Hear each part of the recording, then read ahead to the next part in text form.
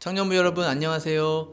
약해도 쓰임받을 수 있다라는 주제로 함께 오늘 말씀 나누고 싶습니다.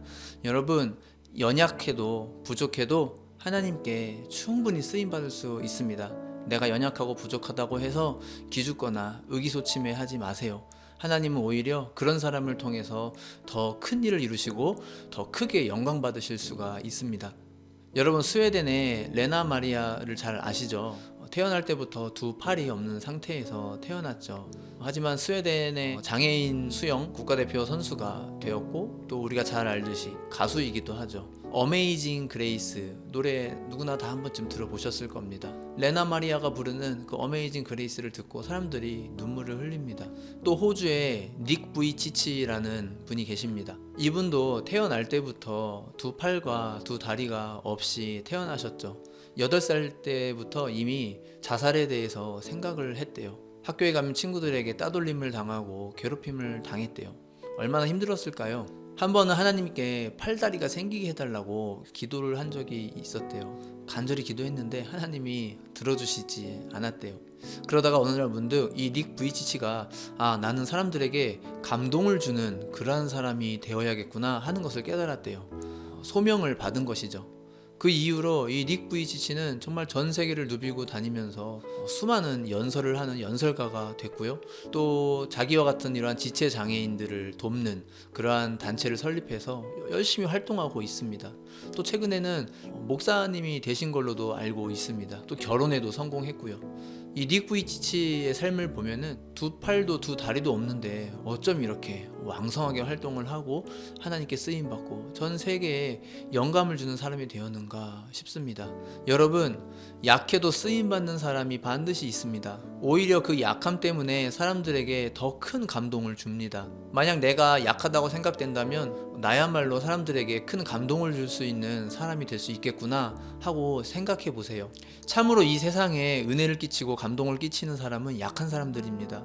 강한 사람은 오히려 자신의 성공을 위해 살고 열심히 살 뿐이지, 잘 살 뿐이지, 세상을 변화시키고 세상에 감동을 주고 세상을 살기 좋게 만들어주는 사람은 오히려 약한 사람들입니다. 여러분, 예수님의 12제자가 하나같이 평범한 사람들이었다는 것을 기억하세요. 베드로, 안드레, 요한, 야고보, 이 사람들은 다 어부죠. 12명 중에 4명, 3분의 1이 어부 출신이에요.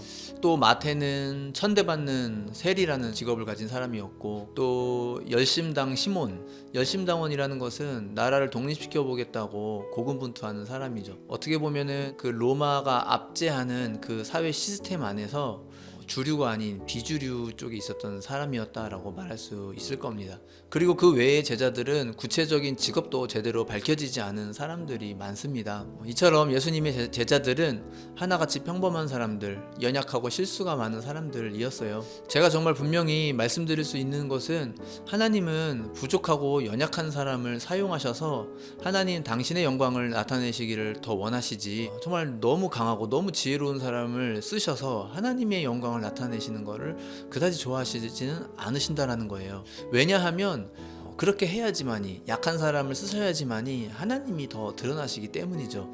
한번 보세요. 강하고 지혜로운 사람들이 큰 일을 이루었을 때에는 사람들이 그 사람을 주목합니다. 역시 저 사람이니까 해냈겠지. 역시 난 믿었어. 저 사람이 할 거라고 생각했어.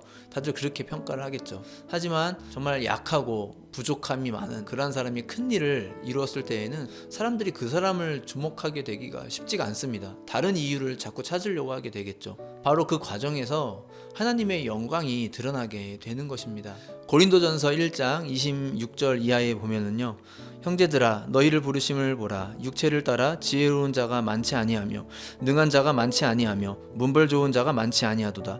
그러나 하나님께서 세상의 미련한 것들을 택하사 지혜 있는 자들을 부끄럽게 하려 하시고 세상의 약한 것들을 택하사 강한 것들을 부끄럽게 하려 하시며 하나님께서 세상의 천한 것들과 멸시받는 것들과 없는 것들을 택하사 있는 것들을 폐하려 하시나니 이는 아무 육체도 하나님 앞에서 자랑하지 못하게 하려 하심이라. 이렇게 말씀합니다. 하나님은 아무도 하나님 앞에서 자랑하지 못하게 하시기 위해 일부러 약한 자를 사용하신다라고 하는 겁니다. 그러니 여러분, 내가 남들에 비해서 난 연약해 보이고 부족해 보이고 지혜도 없어 보이고 그렇다면 오히려 더 나를 통해서 하나님의 영광이 드러날 수가 있다라는 것을 기대해 보세요.